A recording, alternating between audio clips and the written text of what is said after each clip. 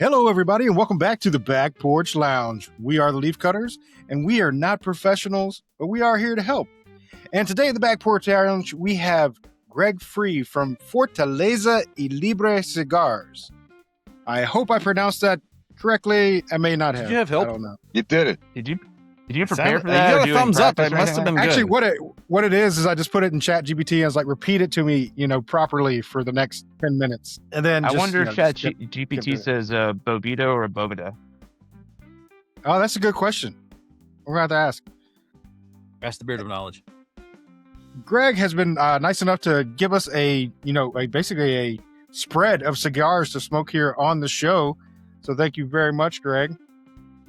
I'll go, I guess we can go around and introduce what we're smoking, and you can kind of tell us a little bit about it, if you're okay with that. Sounds good. Right. Today, I'm smoking the Sun Country of Fortaleza. Awesome. Yeah, so the Sun Country is our number one seller. It's a Connecticut, but it's not your granddaddy's Connecticut. There's a full-bodied, full-strength core at the heart of it. Double Dominican Ligero, also a leaf of Mexican San Andres Maduro blended into the Dominican filler, a Dominican binder, and an Ecuadorian Connecticut wrapper. So you're going to taste that the grassiness that's common with a Connecticut wrapper for about the first minute, and then the core is just going to overwhelm it. So it's full strength and nicotine, but it smokes like a medium with all the flavor of a full. So it's like you're going to get all this great complex flavor in the background, but it's not going to be punching you in the face. Nice. I'm going to punch you in the face later. That's okay. Mm-hmm. It'll keep you up at night. How about you, Andy? The Segundo Viento, wherever my camera is. There it is. Hey, that one. All right. So Segundo Vientos, or Second Wind, was our second anniversary cigar.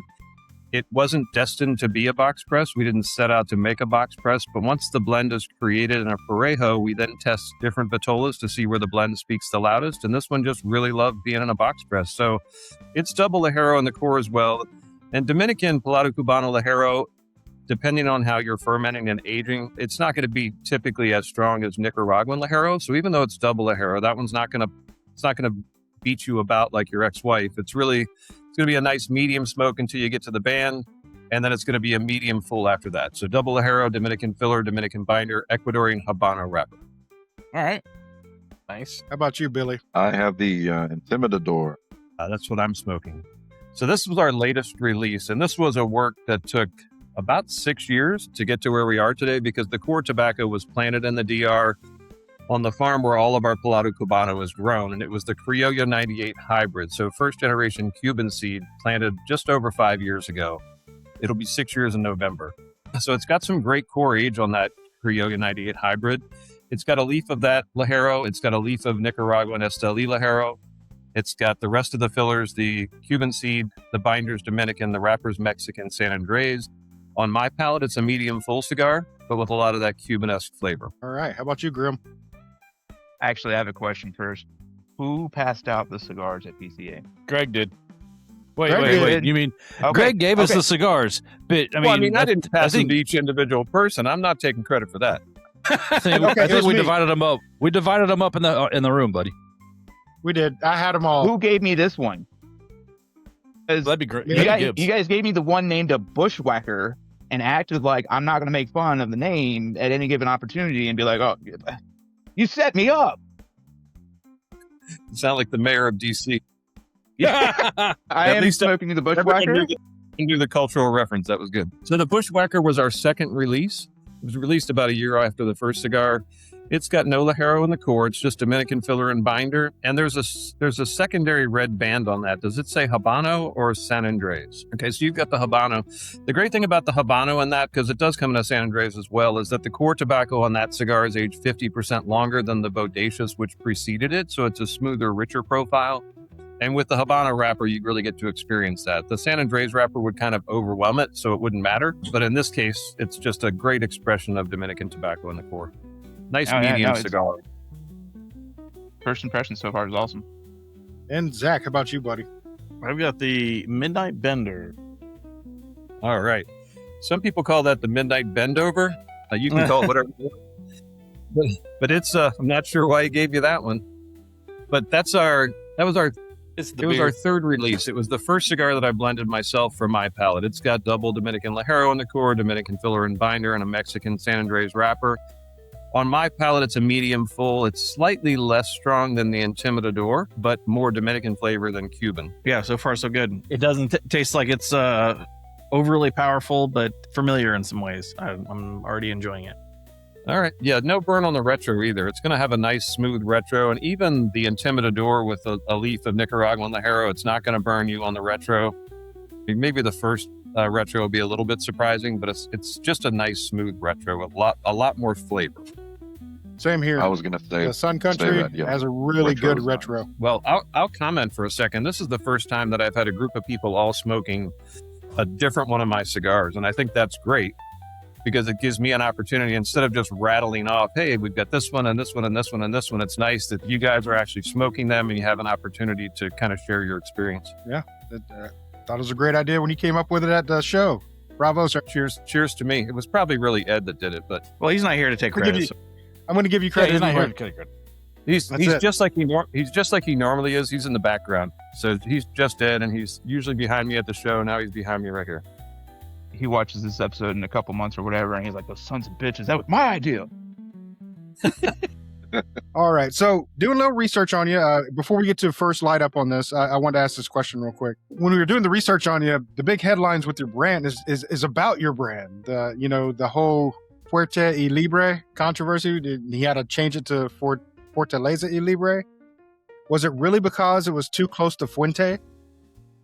That's what his lawyers proclaimed, and they've been really strong. The attorneys team, keep in mind that they're not employed directly by the brand. They don't make money unless they oppose things, and so they opposed. And I don't think that Carlito knew about it until the first offer was presented by me, and then he was aware. But they've been opposing the word fuerte on a lot of brands, so you'll see the word fuerte in use. But I can guarantee you that there's been some sort of settlement arrangement. I mean, I was told by his attorneys that for each one that I presented to them, hey, they're using this word, they're using this word. Think of the alma fuerte. So there's just, and it's a very common word in cigar culture, just, meaning strong. Fuerte, you see it a lot of places. So they've been really diligent about forcing that word kind of either out of use or under very strict provisions about how they can use it. So I fought it for 8 months and spent tens of thousands of dollars, and I really thought I could win, but I couldn't afford to win. His attorneys were really good. I mean, kudos to him for hiring a great set of attorneys because they knew what they were doing. It was a very expensive lesson in trademark law. And then, great news. I got to use that experience when the University of Texas opposed my bull the second time I presented my logo mark. So the first time when it was Fuerte over the bull, they didn't say anything about it. But the second time when I had to represent with Fortaleza over the bull, they then opposed the bull. So I knew, let's just settle this as quickly as possible. So the bull behind me is the new bull. It's got nostrils, it's got eyes, it's got the ears filled in, but the rest of the bull remains exactly the same. I think that I actually kind of like this bull, honestly, with the features, but I wanted a very simplistic label. And the great news is that I didn't have to change the circle or the colors or the horns or everything else stayed exactly the same. So from a consumer perspective, they can barely pronounce the name of the brand, and they certainly aren't going to notice that the bull suddenly woke up and has eyes. Well, it's definitely, I see the old logo on here. So it's definitely a difference. I think I like having the filled in eyes with red and everything like that. I think I'm with you on that. I like that. Yeah, that's what I keep telling myself so I can sleep at night. Yeah. As you should. Fair. But I've gotten a lot of compliments on the new bull, and I'm happy to move forward and get past this piece of the business. I mean, it's been 5 years now fighting 2 different organizations to just be able to do something as a small business, in America that has, nothing to do with university or, college teams it's a cigar. It's completely outside the realm. So I think that they were actually harder on me than Carlito was, honestly, and they've continued to be hard on me. So it's very, it's interesting what angle they've chosen. That's nuts, man. Sorry you're going through that. If it weren't for the passion for cigars, I wouldn't be doing it this long anyway. So the trademarks were just a piece of it, the FDA thing, and we finally got that ruling moving in the right direction. Individual states having individual distribution laws, and do I pay the taxes? Do the store pays the taxes? And having to deal with all that. And then finally moving distribution off my lap to Illusione, which has been a great relief to me, not having to deal with all those distribution agreements. So there's so much in the background. This is the fun part. Like, let's just sit down and have a cigar. Let's enjoy it. Let's enjoy each other's conversation. But people don't realize that in the background, especially if you're a new small business, all of the regulations that you have to deal with, all of the state to state issues, if you don't have the willingness to do that and also a shit ton of cash, you're probably not going to be successful. That's what we've heard about the cigar business. Yeah, several people have said that. Do you want to make a cigar? Throw a pile of money in them. Yeah, I used to have a shit ton of cash. I no longer have that because this is a very expensive business. That is no longer a problem. Let's give first thoughts on our cigars. The Sun Country is very smooth. It's like you said, it's not your average Connecticut. It definitely has a little kick to it. But it's definitely a medium cigar. I mean, it's a little light to medium, but it's right there in that range. Or mild to medium, I should say. But it's got a really good flavor to it. I can't pull out any notes on it, but I'm not the notes guy. I can tell you if I could taste the grass or anything. But yeah, it's an enjoyable cigar so far. And I'm maybe smoking a little bit too fast, but so far, like I said, it's enjoyable. How about you, Andy? I know, bring out the spare. Well, it lit up really well. Then I put it down for a second to sip on something and to join the conversation and had to relight it. So there's that.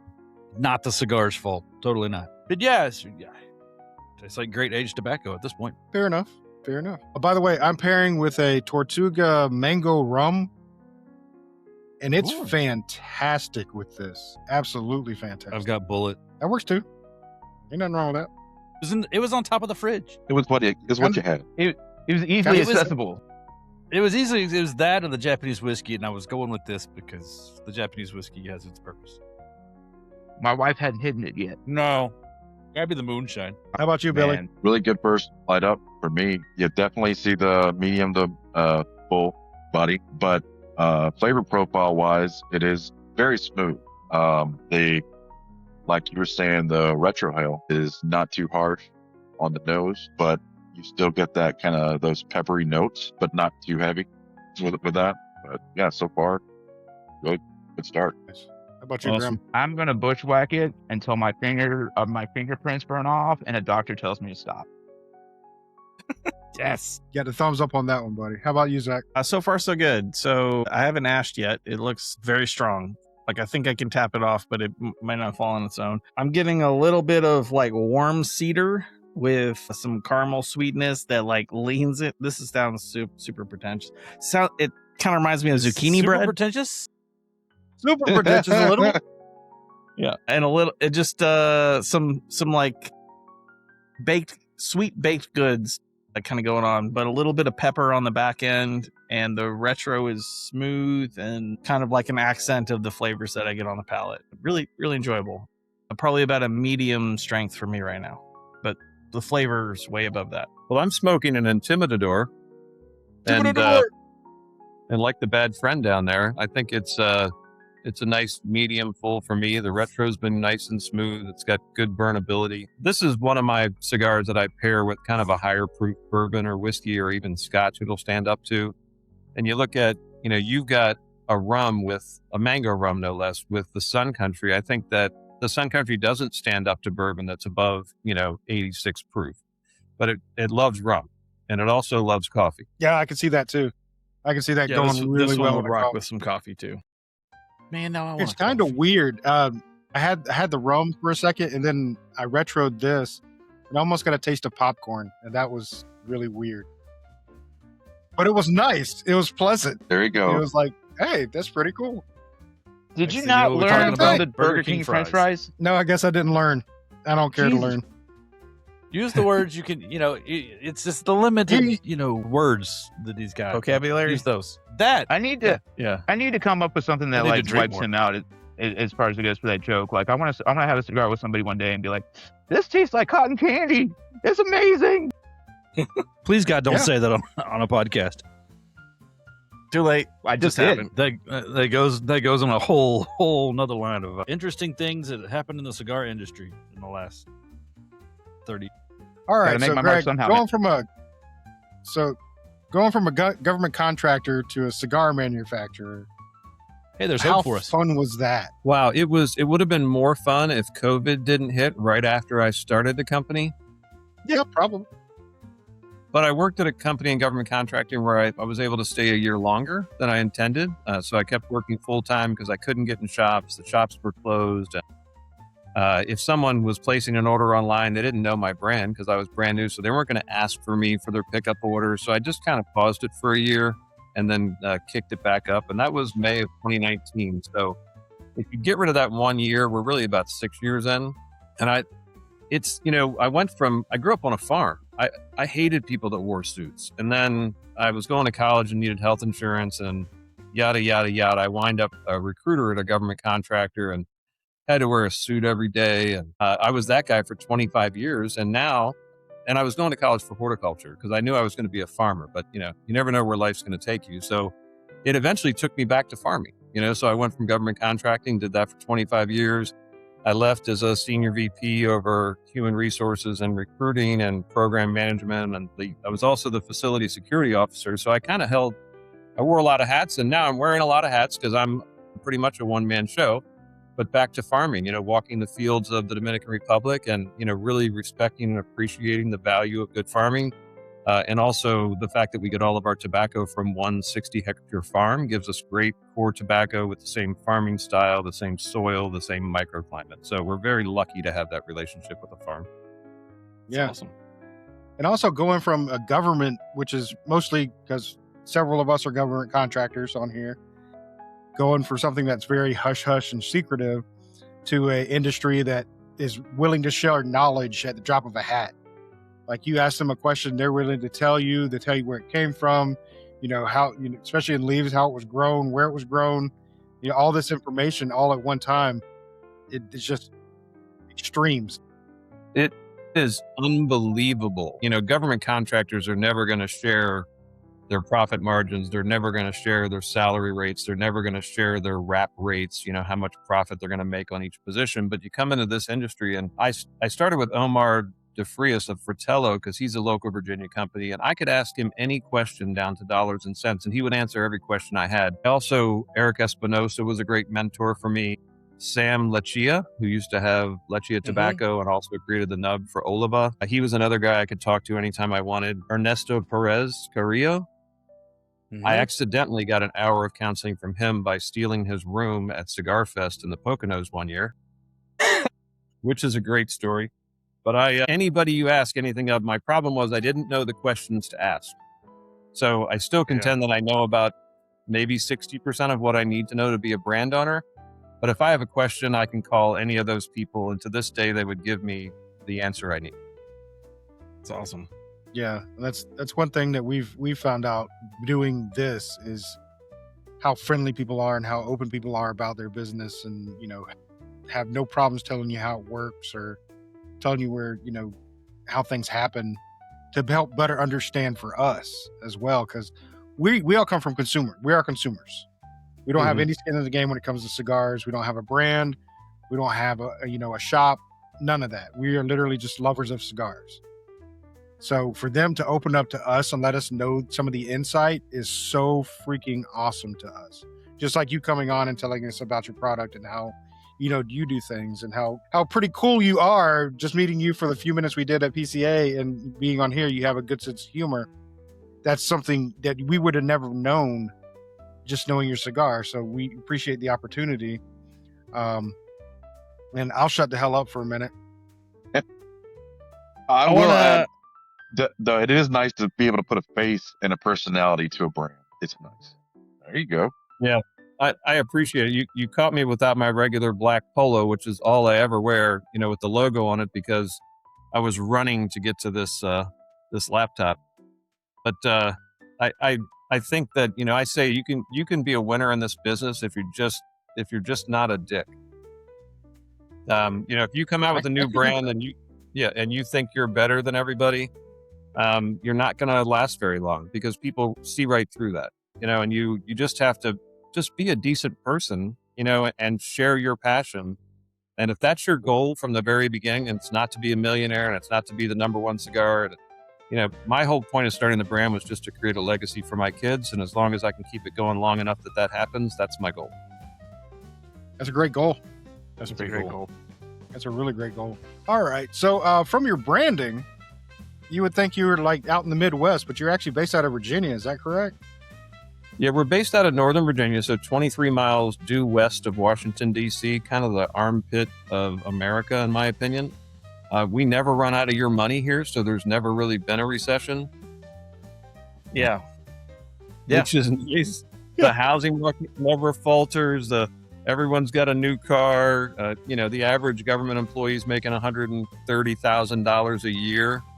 On the outside, they wouldn't be making that much, and their benefits are incredible. So I sit in a neighborhood that's just full of government contractors that, all driving nicer cars than me, and having a grand old time on the taxpayer's dollar. All right. So let's talk about your lines a little bit. We discussed briefly at PCA that your lines are named after famous bulls. Do you have a passion for the rodeo? So I grew up on a horse farm. My dad was a horse trader for 30 years. He bought and sold rodeo and trail horses. We'd go to auction every Friday and we'd pick up 15 to 20 horses, and I'd ride them all in the next 6 days, whichever ones we thought we could sell for more.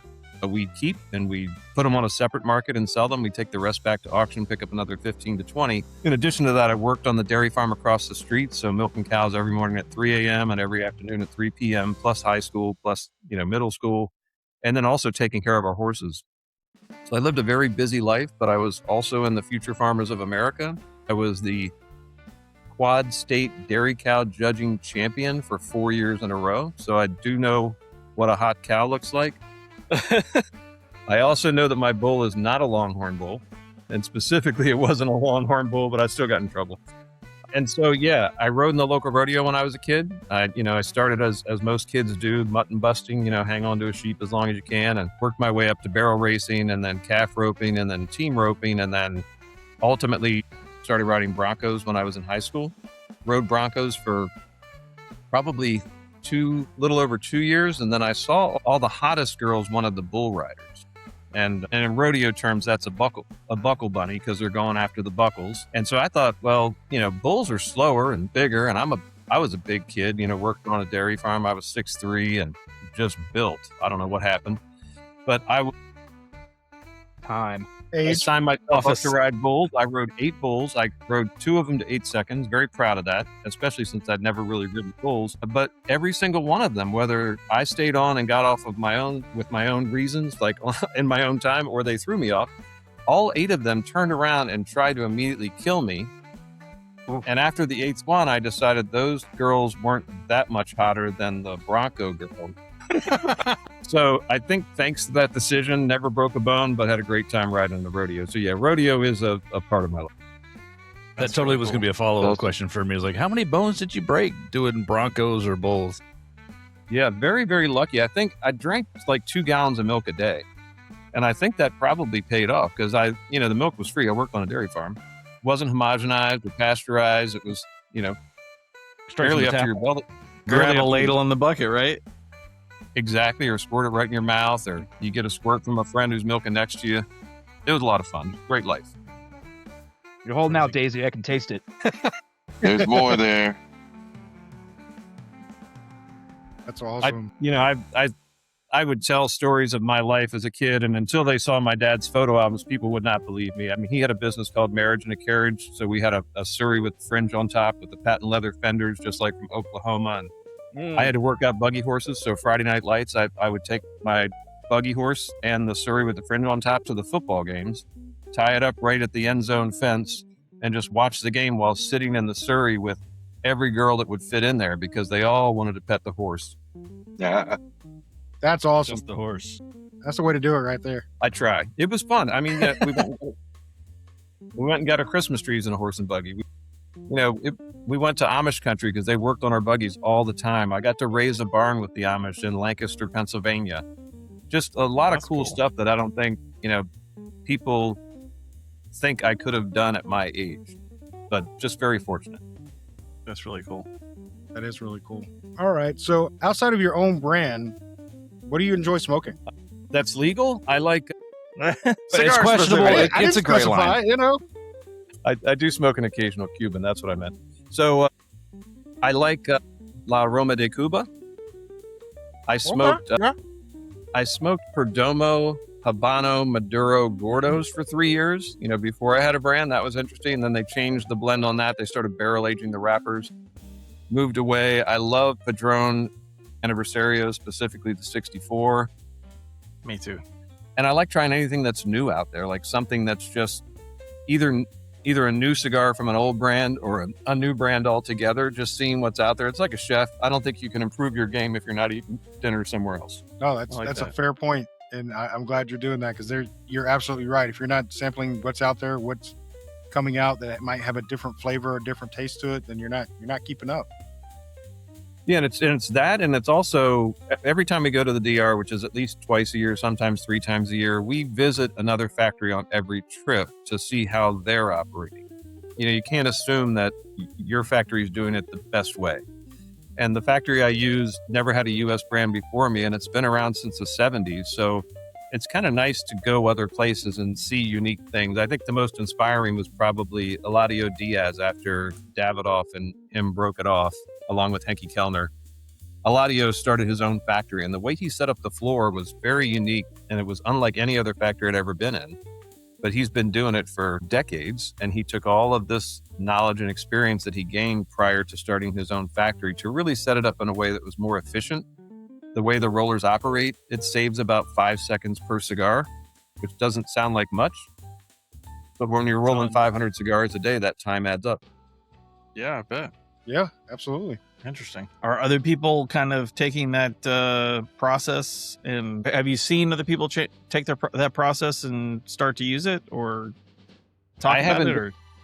I haven't been in any other factories that are doing there's a specific one thing, and I'll tell you what it is. With the thousands of people that are going to listen to this episode, maybe one of them is a factory owner and they'll change the way they're doing things. But there's a cigar press. So that you do your bunching, you put the binder on it, and then it goes into a tray where the cigars kind of get married to their form, whatever the vitola is. And that goes into a press, which is just a big piece of wood on top and the floor on the bottom and a big wheel that you screw down, and it tightens that pile out. And it sits behind the wrapper and the buncher. So what happens is the buncher will put his most recent bunch on the top and then crank it down. And then when the wrapper or the roller needs another rack of these pressed cigars, he pulls them out of the bottom. So it's this constant process. So they're looking behind them, they're unscrewing it, they're putting it down, and then the other one's doing the same thing. So that's where the 5 seconds comes in. So Eladio put that press between the tables at table height, and instead of having it stacked this way, they're stacked next to each other. That makes immediate sense. With the wheel, so you're not pulling out from under the weight of all the cigars above it. The wheel is actually right between the two rollers. So you're literally with your hand just unwinding the wheel and pulling one out of whichever side you're supposed to pull from, and the other guy on the bunching side unwinding the wheel and pushing it into the front side. So this saves them so much time, and I haven't seen it in one other factory, but it's just one of those things that's just after centuries, people are still coming up with new ways to get things done. It's interesting. That's cool. That's innovation. Yeah. Innovation. I dig that. Yeah. Well, that's cool. Yeah. Process Innovation that improvement. it doesn't take away from the premium hand rolled aspect at all. That has nothing to do with it. Right. Right.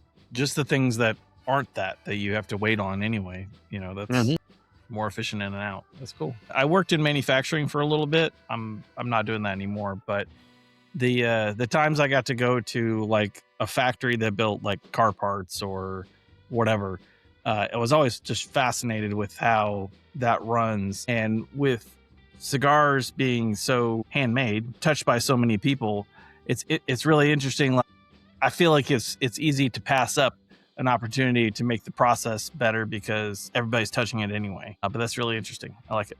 Innovation. Yeah, and it's glad to hear that something that's been done forever, and they continue to do it that way because it's been done forever, does have the opportunity to change. Because just because it's been done forever doesn't mean it's always the best way.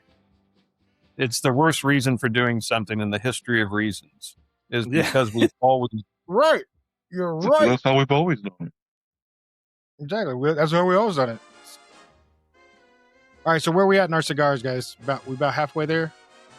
Yeah, Probably just a little like over half. I'm actually going slower on this. I'm surprised, but I'm enjoying the hell out of it. Let's go ahead and do a halfway review on it. So this one has picked up a little bit. It's gone from the mild to medium to full on medium. It's definitely a medium cigar for me. It's constructed well. It's burning a little bit funky on this side. I don't know why it's on that side, but it's very well constructed. It's not coming apart on me. Has a great flavor to it. I'm enjoying it.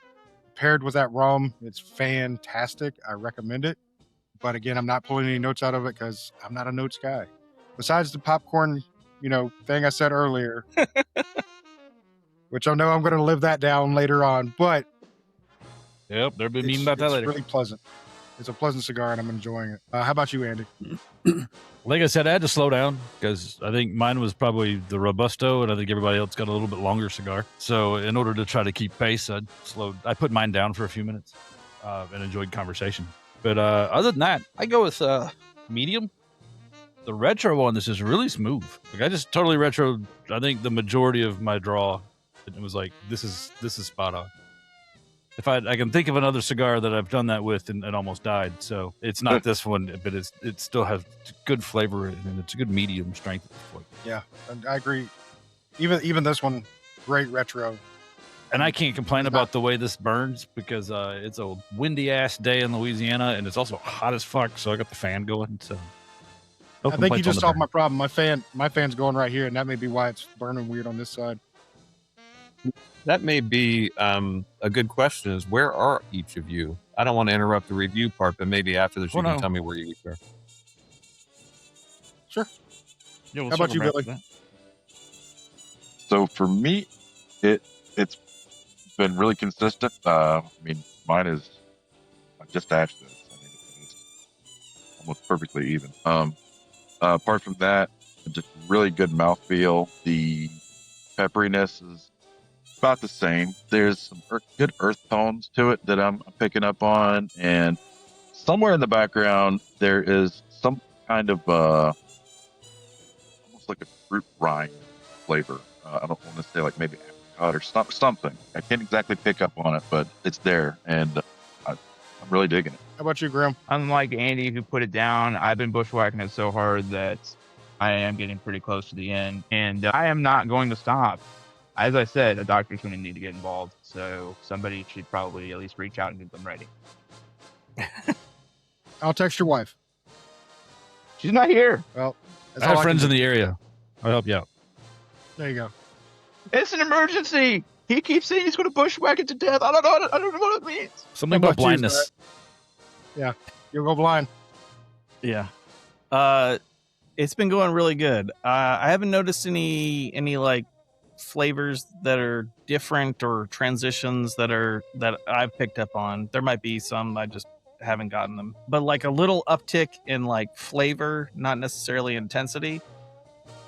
And it's pleasant. It definitely has like kind of a dessert bread kind of thing going on. Zucchini bread is what comes out as the thing that comes to mind. It may not be that.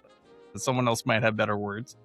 But very enjoyable. Retro is very smooth and continues on those kind of sweet flavors of delicious baked goods. Very nice. Zach, it sounds like you just need somebody to come make you some like zucchini bread. Zucchini bread. I didn't want any before this, but now I don't. I want some zucchini bread. Pumpkin but to bread answer would your also question- work. Yeah, pumpkin bread would be good. To answer your question, Greg, myself, Graham, and Billy are all in Georgia. Max in Tennessee. Andy's in Louisiana. All right. Where in Louisiana and where in Tennessee? Bossier City, just east of Shreveport. And I'm about 20 minutes north of Knoxville, East Tennessee. I was just in Knoxville last week. That's why I was asking. Oh, yeah. Yeah, I think on Wednesday. Okay. Cool. Yeah, apparently there's new ownership at Blue Smoke too. And I met them at the show. So when I was going from Nashville to Johnson City to hang out, I stopped in there. So same old shop, but new owners. Interesting to go. And they're very boutique centric humidor. It's a huge humidor, but a lot of boutiques. Yeah. They do have a really good balance in there. It does seem to be. I've only been in there. I used to go right after they opened, and it was not that way. The last time I went in was probably 3 or 4 months ago, maybe. And yeah, they've got new owners, and there's lots of lots of things I was interested in. That Are sounds you, like a are place you in we should that we should go shop by or are you there talking sometime. to them? Yeah, I'm not in that shop, but I think I may get in there. It was a very Cool. positive conversation at the show, and he wasn't in there when I went there. His wife was in there, and she said that he had smoked the cigars, but she hadn't gotten feedback yet. So hopefully we'll get some feedback, and based on you all, and maybe you could all call him and ask if he's carrying them yet. Tennessee I'll is do it. my I live there. second. Is kind of my secondary market. Okay. His wife has family that lives very close to me. My in-laws are about 10 minutes from Zach's place, and then again, my mom is all of 10 minutes from Gibbs' place. So That's true. that's how I have ties across all the places and things. So since you brought it up, Greg, what do you look for being a boutique brand? What are you looking for when you're partnering with a shop? That's a great Money. question. I haven't had that question asked in probably 4 or 5 years, and it's really critical. I visit a lot of shops. We were just on a 1,200-mile, 20-shop road trip, and there are some shops that I never call back. Those shops are the ones where the person running the front counter is not a tobacconist, doesn't understand tobaccos, doesn't understand cigars. Some shops have a guy or a gal that doesn't even smoke cigars. So it's just, I'm not going to be in a shop. I'm not going to do well in those shops. I'm also not going to do well in a shop that the humidor is a mess, or it's too big. I've been in shops that have humidors that are literally 1,200, 1,500 square feet of humidor. And I just get lost in there. So I look for owners and operators that are connected to the industry, have a passion for cigars. I'm looking for at least 20 to 25% boutiques in the humidor, because if there's no boutiques in there, it tells you it's kind of a legacy shop. They built a culture around legacies, which is fine. And those are probably the top criteria. I want to feel comfortable in there. If I don't feel comfortable, then I'm probably not going to call them back. I'll leave them a sampler, and that's the last they're going to hear from me. Fair enough. Makes sense. Yeah, I mean, because So- you have to have that. Oh, go ahead, Zach. No, Uh, go ahead, Gibbs. Go ahead and finish your thought. Mine's completely off topic. Okay, I was about to say you have to have that symbiotic relationship with the shops. If they're gonna like your product enough to bring it in, they also probably need to know about the product to be able to explain it to somebody to get them to try it. But you're right. If they're just a cashier jockey sitting there just trying to collect the money, and they know nothing about the product, you're not even going to mention yours. They're just going to say, well, yeah, there's people come in here all the time and buy the Perdomo, or they buy the Fuente, or they buy the, whatever. They're going to know nothing about your brand and, be able to push it out there and say, hey, why don't you try this if you like this, Mhm. So, yeah, I agree with you 100%. That's great. Great you go in there and actually do your homework and, make sure that a person knows what they're doing. All right, I'll get off So- my high horse. Go ahead, Andy. It's not that high of a horse. It's a pony. Like a little miniature Yeah, but pony. that's a conversation we've had a lot about, between boutique and legacy and placement, and I'm just not going to go down that rabbit hole. That got us in trouble last time. We're still I talking. didn't get us in trouble. It was, no lawyers yet. no lawyers yet. It sparked an interesting conversation. I'll leave it at that. But since we met you at PCA, Greg, was this your first PCA, and how was your experience?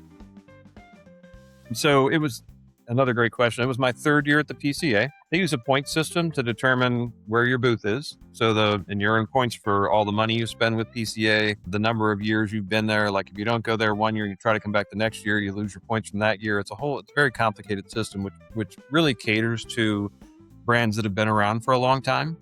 Mhm. But my booth location was the best booth location I've had yet, because it's my third year, and hopefully next year it'll be even better. So they call you when it's your turn, and you look at what's left and you pick a booth. In terms of last year compared to this year, I was busier this year than I've ever been. Didn't stop talking to people the first day till 4. I was finally able to get a bite to eat. And the next day it was till 3, finally able to get a bite to eat. So super busy, but sales in new shops were down from the previous year.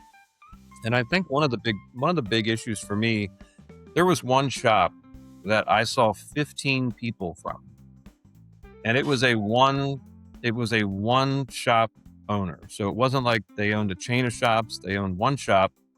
And officially they get 2 badges, and then they can buy as many badges as they want for $150 a badge.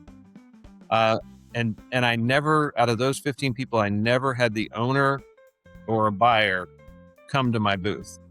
And that takes up time, so I'm talking to 15 people in groups of 2 or 3. And I don't just hand out cigars, and that's what, they're customers. They claim they have an influence, or they claim they have a this or what, but you've got to dig into it until you find out they're really not a decision maker. And you still give them a couple cigars to walk away with, but you're wasting your time. So I'm a small business. The shop owner owns a small business, and yet they're bringing all of these customers in so that their best customers can get free cigars from the vendors, but it's preventing a small business like mine from really taking advantage of the show. So my suggestion to PCA is each shop can get 2 buyer passes, and it'll say buyer on the bottom of it. And every other person that gets a pass, it says retailer on the bottom. So then you know who the buyers are, and you don't waste your time with these customers who are friendly as hell, love smoking cigars. I want to share the joy of my brand with them, but I don't want to spend 15 minutes talking to them about my brand, because that story is never going to get to the owner. Right. Fair. No, I like that idea. Yeah, that's a good idea. Now I They feel have bad the- for talking to you at PCA. No, that's fine. I'm joking. I'm still pissed about that. No, I get it. As you should be, because Leaf Gibbs, Cutters oh my wasted God, all my what a jerk. time. Yeah, leaf cutter. We did have good view. Wasted my time at the show. Gave me the wrong time for this event. Anyway, Just a bunch of assholes. I resemble that remark. Absolutely. so It was we're- good placement we're- because right next to you had the guy doing sodas, Yeah, I remember that. which are great, by the way. Did which you are try them? delicious. Yeah, they're really I good. We did. tried them all. They were very good. Well, Gibbs was Yeah, talking really. to you. So I tried their stuff, and then I went and got Zach. I said, Zach, you got to try this stuff. Yeah. But Gibbs finished talking. Try this stuff. It's great. I mean, a lot of my friends who smoke cigars, they don't drink alcohol. And what a great concept for kind of a lower sugar, high flavor soda that's meant to pair with cigars. It's phenomenal. I brought 4 bottles back for a friend of mine, old Ramos in Minneapolis, Michigan. And I think he's been sober for decades. And, he really enjoyed them. You got to get the message out on something like that because it's very unique. Yeah. And until you try it, you just wouldn't know. Yeah, and we wouldn't even known about them except for PCA. So that's what was great about that. All right. So since we're talking about drinks, what's your favorite pairing? I know you kind of went over that one. What's your favorite pairing with your cigars? So we test all of our new blends with coffee and with Eagle Rare. Oh, okay. Okay. So yeah, I can Eagle see Rare is that. my favorite. Yeah, it's my favorite bourbon. It's hard to get. It's getting easier to get. They put a lot of money into that distillery in the last 5 years. I think $1.4 billion to increase Yeah. production. So it's becoming more available. So is Blanton's and all of their other products. Not trying to advertise for Buffalo Trace, but it's good stuff and it's a lower proof. It's really smooth. It's 10-year-old. And it allows the cigar to speak more than, like an Isla Scotch would or a higher proof bourbon or whiskey would. Absolutely. That is kind of a sweet spot bourbon for going with a cigar. A good choice, I think. But it's Yeah, very it's- hard to get and very expensive in Tennessee. We managed to find it. It's fun. We found some in Kentucky on the way through. Obviously, it seems like every time I stop by Buffalo Trace, it's not the allocation of the day, but we always pick up. I think last time they had 2 allocations. They had the Blanton's and also Colonel Taylor small batch. And then Which you is can't funny get a new because that bottle was a big either thing at one of PCA. those for 3 months. It's like a whole thing. But yeah, Eagle Rare, they've changed it from an allocated product in Virginia to now it's if they get it in, they put it on the shelf. So clearly distribution is increasing. There's going to be greater availability. And it's just my go-to. Yeah. I am a little sad that it used to cost like $35. And now it's quite a bit more than that. I tell you, when I started drinking it in Virginia, it would go on sale for $26.95. And the shelf was full. Like you could get, same with Blanton's. I think Blanton's back then was $40 a bottle. I mean, it kind of shows my age a little bit, but it was $40 a bottle and you could buy it all day long. Mm-hmm. And now it's 70, I guess, for Blanton's. And I think the Eagle Rare in Virginia is $46.95. Oh, see, it's 70 here for Eagle Rare. The last place I saw it. Yeah. So in Virginia, the state controls the warehousing and the distribution and also all the stores. So they set the price consistent with what the distillery would charge. That's good. Well, I mean, it has advantages and disadvantages, I'm sure. There's a lot of liquor stores in my area that try to play up to the secondary market, and so they're like, well, people are going to buy it and sell it, might as well get a cut of that. And I'm like, oh, I'm just not buying that, I guess.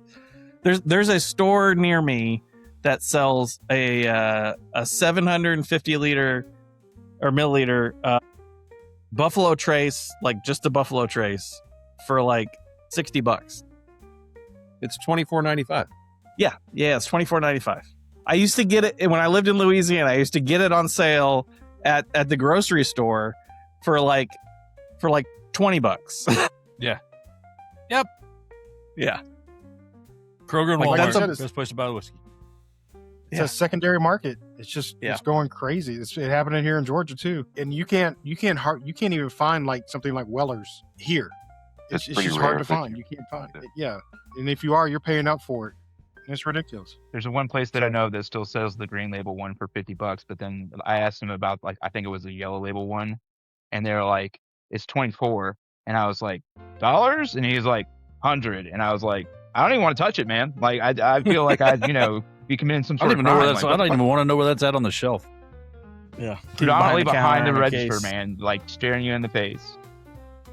Like Inside if of you a drink this, vault, you'll see the can't face even of God. see it. All right. So, a very serious question. At PCA, were you using Bearded Monkey as your barker? Because that dude straight up was like, hey, you got to come meet this guy. Yeah. And he brought us right to you. It reminded me of those guys in the Bahamas when you get off the cruise ship and they take you to the restaurant they want you to see or the gift shop they want you to go to, and they get a cut of it. Don't get me wrong. I love Bearded Monkey, but that was brilliant if you were able to get him to do that for you. Yeah. So did you get a scratch off ticket? No. No scratch I off got cheated. I got cheated. Son of a. I'm gonna have to reach out to him on Instagram. Yeah. So I honestly think that. So last year, his bark was, you want to see the worst booth location at the show, go visit Fortaleza y Libre. He's facing the food court, and he's the only guy facing the food court. And it got me so much traffic. And then also facing the food court, it turned out to be a great thing because people were seeing my booth crowded. They'd never heard of my brand, and they would get up from lunch and come over and go, hey, I've never heard of you, but you're busy. Tell me about your brand. And we picked up a couple new shops that way. That's But cool. This year I did scratch off tickets that had the booth number on them. You could scratch them off, and there was a prize under whatever you scratched off. And you didn't get one, but I gave you We cigars. weren't important enough. So You got calm cigars. down. We got a That's all it cigar. gives. I'm happy It's with the way it media turned badge. out. Yeah, so he has been doing Instagram stuff for me for, I guess, 3 years now, and very passionate about the cigar industry. Really cool guy from Northern Ohio, and just has a passion for the industry. He represents a lot of brands. It's not just me, but mostly boutique brands. His photography is excellent, and just really happy that he made an impression on you because clearly he's helping a lot of brands while he's there and pointing people in different directions. So I think he's beneficial to the industry. I hope that he figures out a way to make a significant living doing what he's doing. It's tough. Especially if you're not a female influencer. It's tough to get the market share that probably his photography deserves. Yeah, he has really good shots of cigars and things on his post. Mm-hmm. I've been following him for a while. We've been following each other for a while. So I knew who he was as soon as I walked up to him, and I talked to him because I knew he was Bearded Monkey, and that's why I introduced myself because I saw him last year. I didn't get a chance to talk to him, but this year I did, and I stopped him. And then of course he immediately was like, "Hey, you got to go see Fortaleza," and I'm like, "Okay, let's go do it." Go see Greg, and it Yeah. worked out. I mean, It worked out. he directed a lot of people with the scratch offs that I had that had the booth number on them, and it's just trying to be creative when your booth location isn't on the main aisle or you're not right next to Fuente or Rocky or any of the other big guys. So I was in a place that you really had to search for. You weren't just going to stumble upon me unless you were heading for food and maybe look to the left. So it was nice to have someone who was driving people in my direction. You're doing a good job. That's cool. I'll tell you that. What's Yeah, but I just stumbled upon him at TPE, and I didn't have a booth at TPE that year. And I saw him there, and he used to rep for that side of the industry, the vaping side of the industry. Yeah. Moved away from that, had to start a whole new brand. He's trademarked. He's legit. Like, he's doing it the right way. He sells T-shirts that all go to a different charity. He's just a really solid kid. Cool. I say kid, but when you're 60, everyone's a kid. Except for maybe Sigandy over there. Maybe he's older. I don't know. God damn it. He is older than the rest of us. Oh, no. He's I older guess than the rest of Billy's- us, but he's not that much older than the rest of us. Jesus. I think he's like a couple months older than I am. Okay. Yeah, he's a couple of months older than Billy. But Robert actually has him. Robert, Yeah. unfortunately, Yeah, I was couldn't gonna say, make Robert's it. He got wanted me to make beat. it. Robert's Yeah. got you All beat. right. Robert, Am I still the adult? Am I the adult in the room, or is Robert Yes. the big You're daddy? still the adult. Okay. You're still Not there. by you're much. You're Robert 60. unfortunately couldn't make it today. Yeah, if you're No, 60, Robert's I think he's 58. mid-50s. He's He's 58? I think he's 58.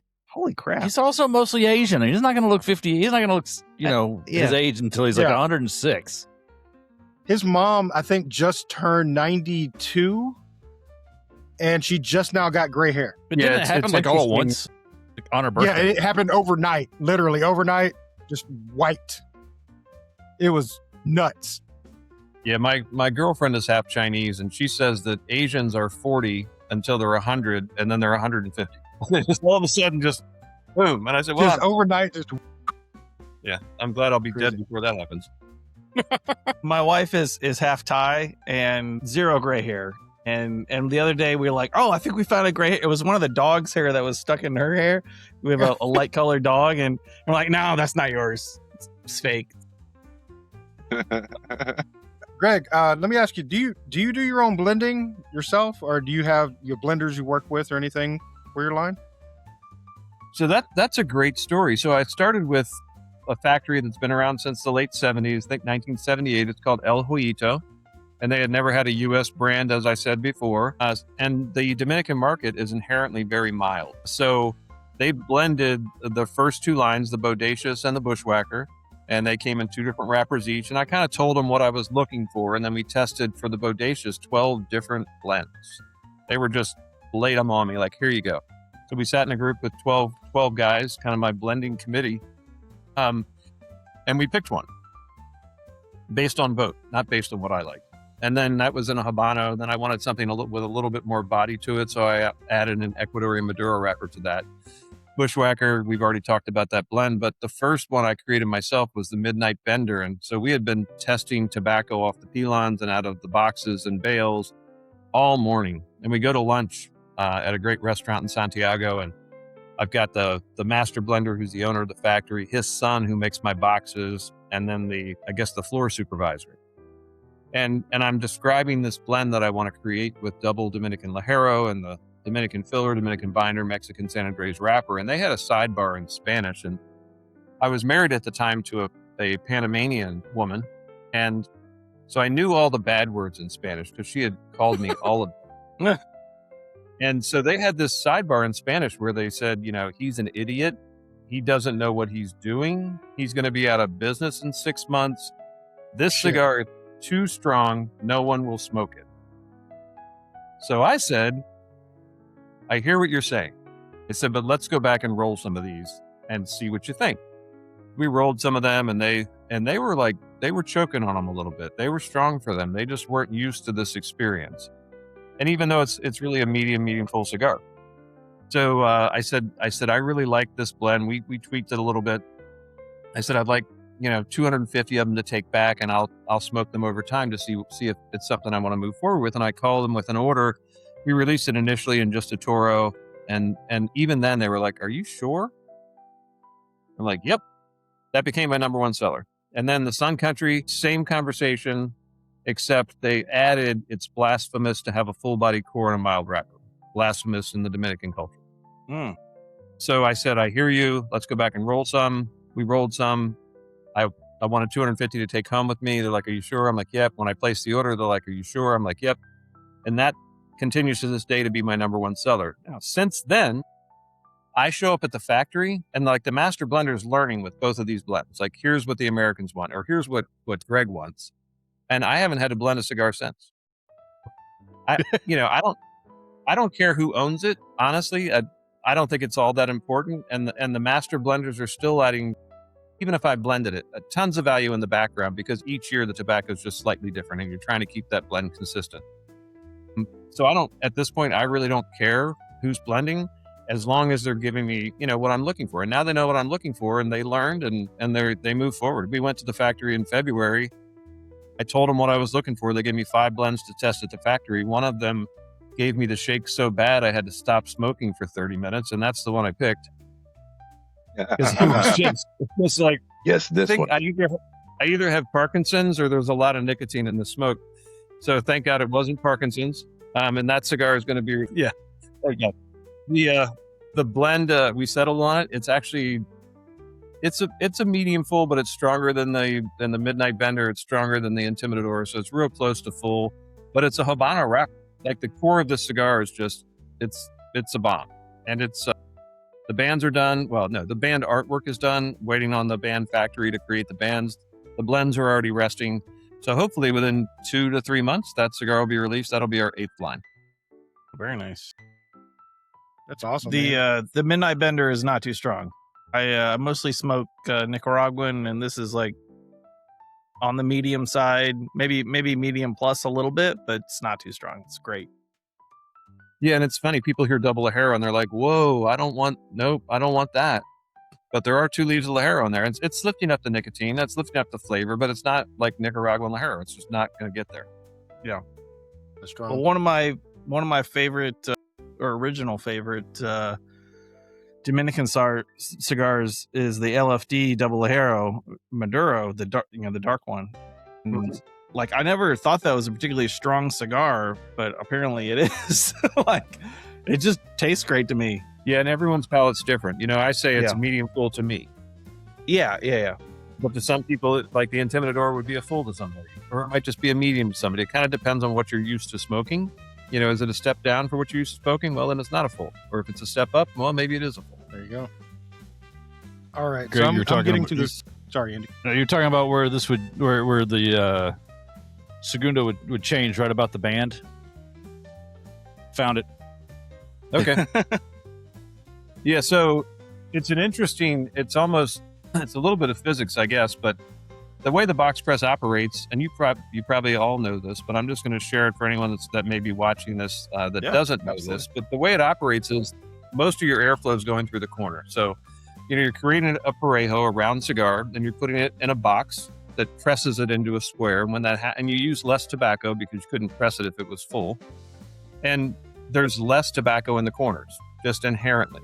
So your airflow is going to go through the corner. So when you're smoking that cigar, all the tobacco at the foot is burning. But as it's coming back to the cap, it's coming back through the corners, which is keeping the core tobacco in that final third cooler.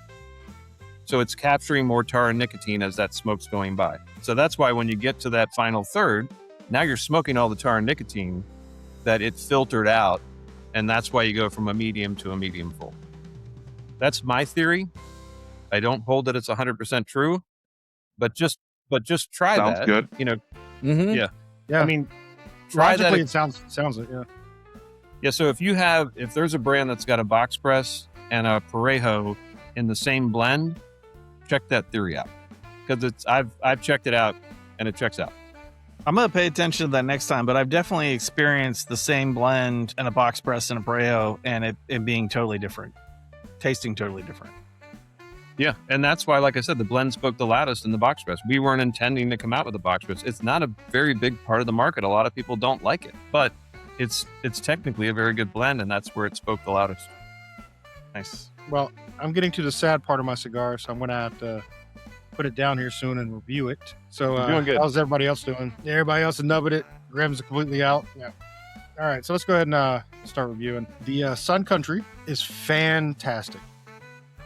Beginning to end, consistent cigar. It changed in intensity on me. Like I said, it got to just a really good medium, around medium mild that I'd started off with. Taste of it was great.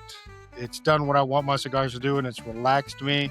I feel good smoking it. I want to have another one right now after lighting this one up. So out of 5 leaves, it's going to get a 5 from me because it's that fantastic. I enjoy it. I have no complaints whatsoever. And like I said, I want to go get another one right now and smoke it. So it's a good cigar.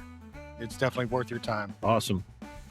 And actually, in our new rating system, it'd be called Leaf Cutter Approved. Trademark pending. Trademark pending. That's it. So how about you, Andy? Well, like I just said, I found where the transition was, which definitely picked up. You're right. It hit that medium plus feel in the draw and in the flavors. The other 2/3 of the cigar were a good medium, somewhere between an easy medium and a solid medium. Draw's been really good. I really didn't have any burn issues with it. Box press. I like box presses. Maybe I'm weird. I don't know. I like box presses. I like box presses too. Conversation's been good, so we're going to throw that in there too, because that always has something to do with the way we rate these, and we've talked about that. Counts. It counts. It's an experiential bias. It's an experience. Yeah, what he said. I'm not doing big words today. It's not on my list of things. I've used all my big words yesterday. Yeah, I've used big words yesterday and earlier today, and I'm done. But on the 1 to 5, I'm going to give it 4 3/4 because I've enjoyed it. It's good. It's got good flavor. And I think the last third that, I'm getting ready to burn my lips on in about another 10 minutes is going to follow through with that. Whatever the hell that is on the new rating shit. I don't know. We call it a lip burner. That's a good one. That's accurate. When it's so good, you just can't put it down. That's it. How about you, Billy? So for the Intimidador, I'm agreeing with both of you guys. It's been a fantastic smoke. Consistent the whole way down, no burning issues whatsoever. Even though I do have a fan right above me, so it's impressive in that regard. The mouthfeel, the airflow, all top notch, at least for my preferences. But flavor wise, the medium full is about where I like my profile. So. It hit the sweet spot for me for sure. It did ramp up a little bit more in intensity in this little last third, which is, usually to be expected, but still not overly strong to the point where you feel like your palate's burning. But yeah, I'm going to give this a 4.9 and a leaf cutter approved. Leaf cutter approved. Very nice. How about you, Grim? I finished it in enough time that while we were talking, I was able to actually WebMD because nobody called a doctor. I've been bushwhacking it for so long. What should I do? And it said, it's too late for medical attention. Make peace with your God. So, man, that was it floored me, man. It was a really good cigar. The flavor was on point. The smoke intensity was great. It burned so oddly evenly that I was actually kind of concerned because what did I do it differently this time? And I've been jipping other cigars, that. So, man, it's a. I don't usually get 5s, but that's a 5, man. That was a wildly good cigar. I want more. Yeah, that's another leaf cutter approved. Jesus. We're doing great. Zach, How about you, bring the ratings down? Yeah. Let's knock down the ego just a little bit. Come on. Fix it. I wish I could temper the curve, but I've got more bad news. So as far as individual flavors I can pick out, nothing particularly changed, but it just kind of ramped up and kind of melded together in a really pleasant way. Still maybe medium plus as far as strength goes for me, but it's perfect for today. I don't have much else to say other than it's a 5 for me. This is outstanding. This is leaf cutter approved. This is definitely something I'm going to pick up another one. So, and maybe at Blue Smoke 2 in the next month or so. So, Did you say earlier it tasted like a brown sugar Pop-Tart? What was it? Zucchini bread. I got a little bit of kind of caramel sweetness and warm cedar is what I wrote down. I was going to say it tasted like a Twizzler just to make fun of Ben, and I totally fucked. God. But it's like a desserty bread that you would maybe have after dinner. Not like a full tiramisu or anything like that, but I'm digging it. All right. Yeah, I think, the common term would be baking spices, 'cause it kind of incorporates all of those pieces of it. I also get a little bit of, I call it forest floor, and mainly from the San Andres. I think about the fall and walking through the woods when the leaves have already fallen and they're wet, like that aroma, because aroma is so much of flavor. And then the other thing for flavor is if you haven't tasted it or smelled it, you'll never pull that out of a cigar. So I'm a fan of roasted hazelnuts. I don't know why. It's a weird kind of thing. But when people talk about nuttiness, like I almost always pull out roasted hazelnut. And I find that Dominican tobacco brings that flavor out for me. And so in our cigars, like the Bushwhacker and the Bodacious, that roasted hazelnut is kind of resting in the background for me. But it's all about aromatic and taste bud memory. And that's what you bring to the surface. Yeah, absolutely. Well, apparently you eat a lot of baked breads. Not as often as you'd think based on the cigar, but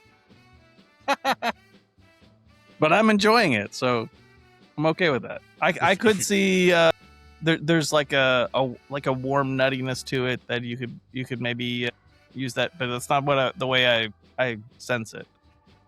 Like it's one of those flavor adjacent kind of things. But yeah, awesome. I like it. I want you guys to try the new cigar when it comes out, the Law Dog, and maybe we'll do a show where you all get the same cigar and I get to try that one out. Yeah, We're well, all that- about it, man. I mean, especially gotta after ask. that experience. Is there a Parejo of the Segundo? There is not. Okay. There is not. And it's funny. I think when Billy was saying the Intimidador so difficultly, and then Segundo Viento, which is in Spanish, those were both happy accidents. So, I'm dealing in the Dominican Republic, and I send the band factory, the band of Bushwhacker, and I'm like, I want this band, but I want to change the colors in this way. And the name of the cigar is Second Wind. And then it comes back and it's Segundo Viento. And then my boxes have the band artwork on the lid. So I send the artwork, Segundo Viento, to the box factory, and they produce all the boxes with Second Wind on them. So they translated it back. And then the same thing with Intimidador, only this time they did leave it Intimidador on the box, but it's Intimidator is the name of the bull, but they changed it to Spanish. And I'm like, oh, that's kind of cool. I'll leave it that way.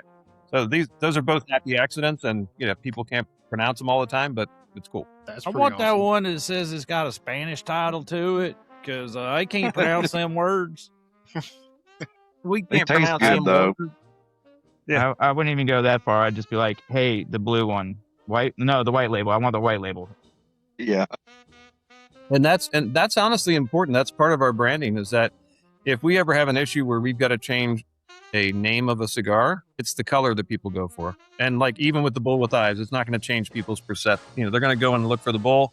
It all looks the same. We tried to keep our branding set up in a way that if there were ever issues, it wouldn't be too dramatic. I mean, no one could pronounce Fuerte and no one can pronounce Fortaleza. So it doesn't matter that we changed on the top of the bull because they remember the bull. Smart choices. I had to pronounce these words. I had to pronounce most of these words for Gibbs, so don't feel bad. Yeah. When I said chat GBT, I mean, I called Andy, but My subscription fee's less, Grim. Just so you know. it is. It's just a phone call. That's it. You So- swindle a lot of cigars. I don't know if it's cheap. That's true too. Greg, go ahead and tell us about what's going on with Fortaleza in the next couple of months. Maybe like 3 months out. What's in the store for you? Well, summer's our big season. We just did a huge event at Fat Ash Cigar Lounge in Ashland, Kentucky called My Old Kentucky Hearth. We've been doing that event since the very beginning. They brought us on. It's crazy. I try not to sell cigars on a first visit shop. And I said to Dwight, I'm not here to sell cigars. And he said, well, wouldn't you like an order? And he picked me up just based on our conversation.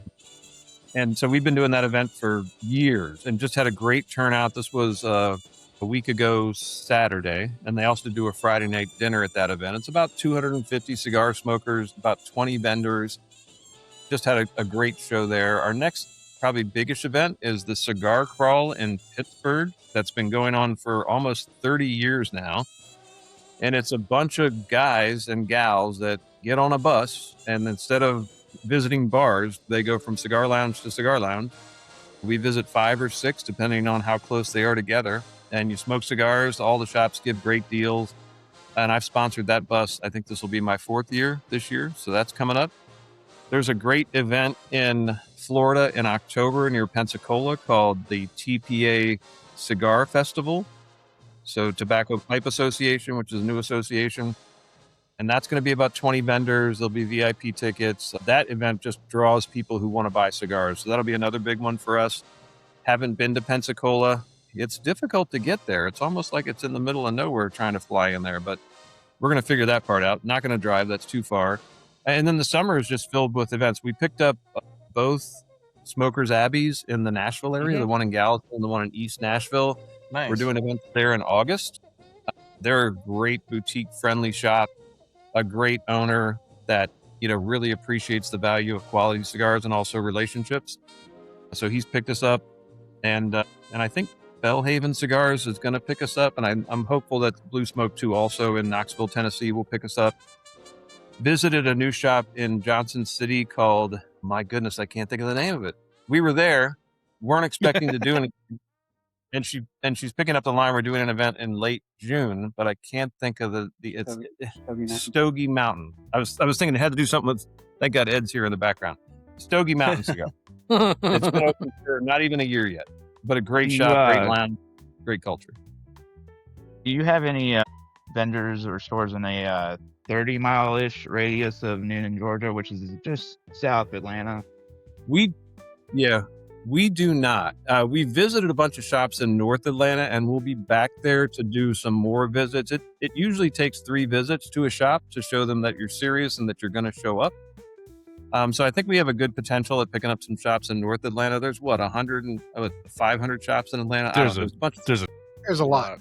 There's a lot.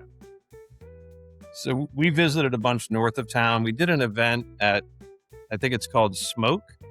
That's northwest of Atlanta, slightly. Did an event there. They didn't pick us up. We're in another shop there. That's north of Atlanta too, kind of a smaller shop that's picked us up. We did an event there, but we're not really deep in Atlanta, and it's a huge cigar culture, so we want to make that kind of a destination for us. But we also don't like picking up shops that are closer than 30 minutes to each other, because we want each shop to be its own destination for our brand, not compete. We don't want to compete with myself. That makes sense. Smart move. Yeah. All right, then. Well, I want to take this time to say thanks for coming on with us, Greg. We really appreciate your time. We definitely appreciate the smokes. They were fantastic. And just consider an open invitation. Anytime you want to come back, you're welcome on the show. Thank you. I appreciate that. Now, Gibbs, I gave you 40 cigars. Did you share them all with the team there, or you just... Hell no. You just gave me each one cigar. What did you say? I just got one.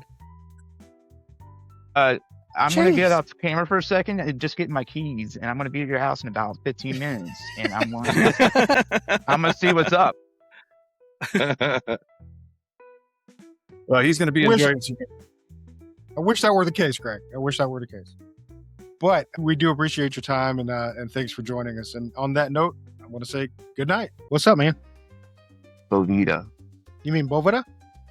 No. Bovita. Bovita. Bovita. Prove me wrong, dude. It's already been proven. Oh, yeah, by who? Carlos Fuente, man. Okay, yeah, no, he knows his shit. It's Bovita. This story was brought to you by Bovita, or Bovita. And don't worry, folks, we weren't pronouncing it correctly either.